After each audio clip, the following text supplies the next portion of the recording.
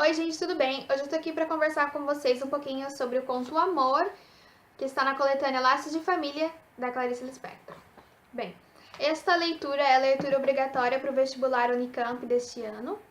Eu vou conversar um pouquinho então sobre a leitura que eu fiz deste conto. A minha interpretação do texto, obviamente existem várias outras, cada um vai fazer a leitura do texto de acordo com as referências, enfim, com a formação de leitor que tem.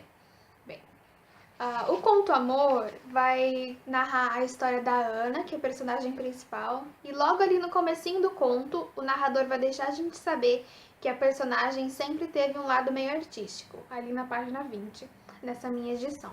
Ele vai falar que ela sempre teve um lado artístico, mas que ela teve que, enfim, direcionar esse lado artístico pro sentido da família, né? Da construção do lar, de fazer as coisas ali todos os dias por aquela família. E é isso que a mantém ocupada e isso, ele vai falar, o narrador vai contar isso logo no comecinho do conto. E logo em seguida o narrador vai falar várias vezes o seguinte: assim ela o quisera e escolhera, em relação à vida do lar, né? Porque a Ana é uma esposa, ela tem filhos e ela passa os seus dias cuidando da família, dos afazeres domésticos, dos filhos, como se fosse uma coisa que a própria personagem ficasse repetindo para ela mesma, como se tivesse que convencer a ela mesma, né? Que ela quisera e escolhera aquela vida para ela. Nessa mesma página, o narrador vai falar pra gente que existia uma hora do dia que é a hora considerada perigosa pela personagem. Ele vai falar o seguinte: sua preocupação reduzia-se a tomar cuidado na hora perigosa da tarde. Quando a casa estava vazia, sem precisar mais dela, o sol alto, cada membro da família distribuído nas suas funções. Ou seja, a hora que ela não tinha mais nada para fazer. Ela já tinha aí resolvido tudo, todos os seus afazeres domésticos, cuidar dos filhos, do marido, e ela estava sem nada para fazer. E essa ela era considerada a hora perigosa. Por quê? Bom, quando a gente está sem nada para fazer, é muito fácil entrar em crise, né? O que é a crise? Nada mais é do que um momento de criação. Você está ali em crise e você começa a inventar coisas para fazer, ou começa a inventar histórias, enfim. E ela tinha muito medo dessa hora, que era a hora que ela não vivia a vida maquinal, ou seja, quando ela cuidava dos filhos, por exemplo, quando a gente acorda, prepara o café da manhã, escova os dentes, nada disso exige muito pensamento, nada disso exige um estado de crise, de criação, a gente só acorda e faz, é um estado maquinal.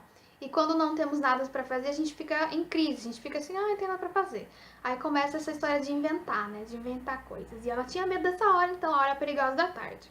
E a personagem no início do conto já está num bonde, e aí esse bonde vai passar por um cego. E aí esse cego causa um estalo na personagem e ela vai ficar intranquila, vai causar uma intranquilidade, vai causar uma desconfiança, como o próprio narrador aqui vai falar.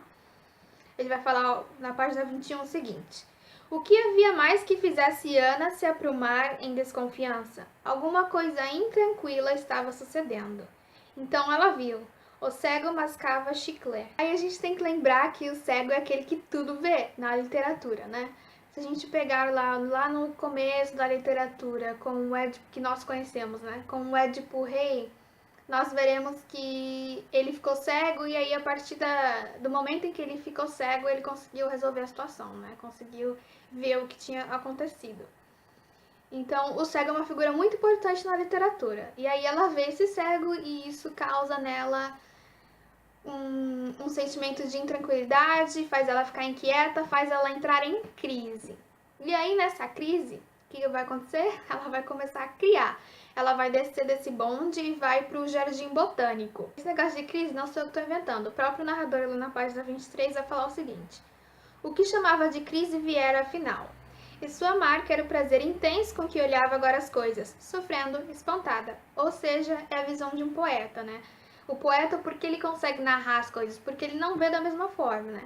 Se o poeta visse as coisas da mesma forma com que todo o resto do mundo vê, ele não conseguiria escrever sobre aquilo, ninguém leria, enfim, não seria poesia. Então, a partir do momento que ela viu o cego, ela se tornou a poeta e ela começou a crise dela. Vai para esse jardim botânico, o narrador vai falar o seguinte: a vastidão parecia acalmá-la, o silêncio regulava sua respiração. Ela adormecia dentro de si.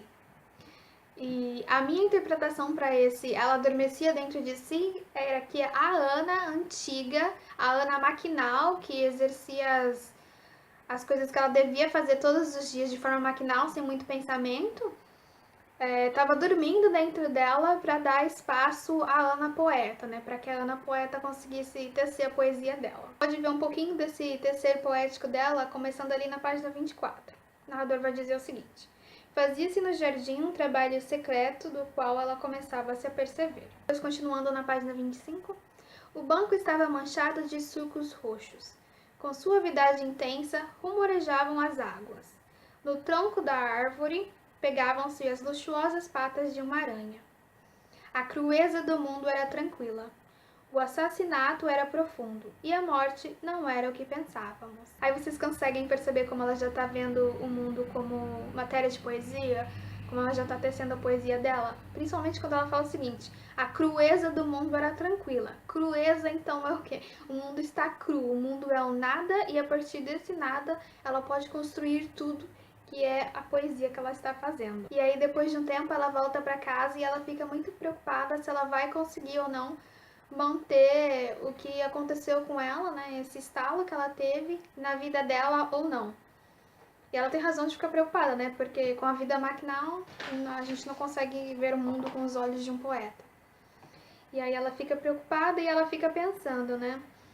Por exemplo, lá na página 29 a gente pode perceber a preocupação dela. Se o cego desencadeara caberia nos seus dias, quantos anos levaria até envelhecer de novo? Então, além da preocupação, a gente percebe aí outra figura muito importante na literatura, né? Que é a figura do envelhecer, do velho, do sábio, aquele que pode falar sobre as coisas porque tem conhecimento, porque já viveu bastante para ter conhecimento, né?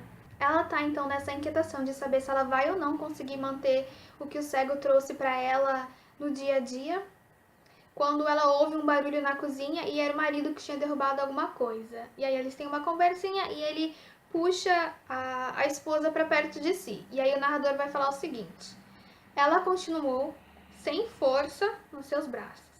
Hoje de tarde alguma coisa tranquila se rebentara. E na casa toda havia um tom humorístico, triste. É hora de dormir, disse ele. É tarde. Num gesto que não era seu, mas que pareceu natural. Segurou a mão da mulher, levando-a consigo sem olhar para trás, afastando-a do perigo de viver. E aí a gente tem que perceber que ele diz que é hora de dormir, ou seja, não é mais a hora perigosa da tarde, é noite. Então, aí de novo uma referência literária. Lá na Odisseia, vocês lembram da Odisseia, da Penélope, que tecia mortalha de dia e de noite ela desfazia, ou seja, a poesia não acontecia de noite? De novo aqui, ela não vai conseguir fazer a poesia de noite aqui. E o marido é uma figura muito importante também, porque é ele que vai tirar ela, quando ele traz ela para perto de si, como o narrador diz, ela perde as forças, ela perde a força porque ela é obrigada a continuar com a vida maquinal que ela tinha. Ele vai puxar ela e vai fazer com que ela acorde desse estado que o cego a deixou, para continuar vivendo a vida maquinal que ela tinha antes, né? Para continuar sendo a esposa, para continuar sendo a mãe. E aí depois, logo em seguida desse parágrafo que eu acabei de ler, o narrador vai falar o seguinte: acabara-se a vertigem de bondade. E a gente volta para o título do conto, então, que é Amor. Bom, esse amor, então, familiar que o marido tem por ela, que ela tem pelo marido e pelos filhos, e os filhos têm por ela. Enfim, esse amor familiar que a faz viver essa vida maquinal, enfim, com várias tarefas para fazer, essa vida meio no autômato, né, sem muito pensamento, é o que impede que ela seja poeta o tempo todo, que ela tenha mais horas ali como a hora perigosa da tarde para conseguir tecer a sua poesia. Então, seria então esse amor, como título do livro, o que a impede de ser poeta o tempo todo. Bom, gente, obrigada por assistirem. Essa foi a minha interpretação do conto Amor, da Clarice Lispector. Se você tem alguma outra leitura, se você fez alguma outra leitura sobre esse texto, me contem aqui, vou ficar muito feliz de ver as diferentes interpretações. Tchau, tchau, até a próxima!